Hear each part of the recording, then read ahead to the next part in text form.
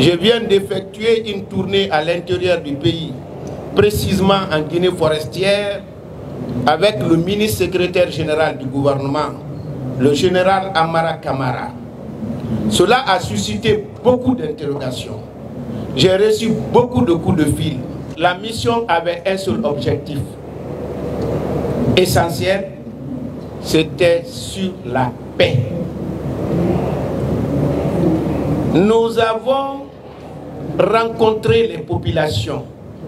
J'ai été surpris de la maturité, de la qualité, non seulement de la population à la base que nous avons rencontrée, mais surtout les membres de la délégation, en la personne du chef de la délégation, le général Amara.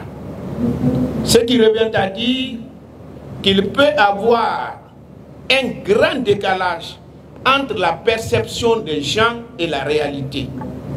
C'est pourquoi je dis ici, plus haut qu'ailleurs, que les idéaux prônés par le CNRD, même si on ne les aime pas eux, on doit soutenir ces idéaux. Parce que ces idéaux parlent de la paix, de la tranquillité et le développement. Ce matin, j'ai regardé certains indicateurs macroéconomiques. Pour la première fois, je n'ai pas cru. Parce que quand j'ai quitté à l'Assemblée, notre PIB était autour de 15 milliards. J'étais étonné de voir que nous sommes à 23,6 milliards de dollars comme PIB. Ce qui est excessivement important. Et la prévision prévoit 26 milliards, ce qui fait 10 milliards à peu près en 4 ans. Quand on sait que depuis l'indépendance jusqu'en 2010, la Guinée n'avait qu'un PIB de 6 milliards. Donc, ils sont en train de presque doubler de l'indépendance en 2010 en 4 ans. Ça, c'est un. Deuxièmement, sur le volet paix.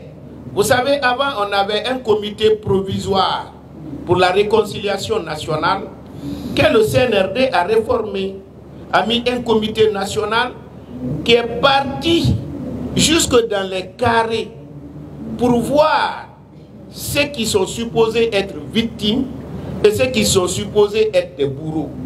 Ce travail-là, ils ont pu ressortir 4 piliers fondamentalement, c'est-à-dire vérité, réécrire notre histoire, mettre les choses dans leur contexte pour qu'on puisse avoir la même vision par rapport à notre histoire.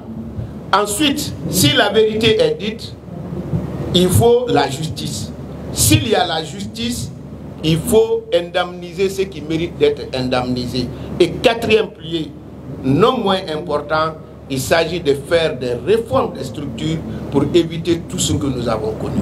Donc quand j'ai vu tout ça, j'ai dit il faut que j'appelle mes frères. J'appelle les femmes de Guinée, les jeunes de Guinée, les journalistes et tout le monde pour qu'on soutienne ces idéaux.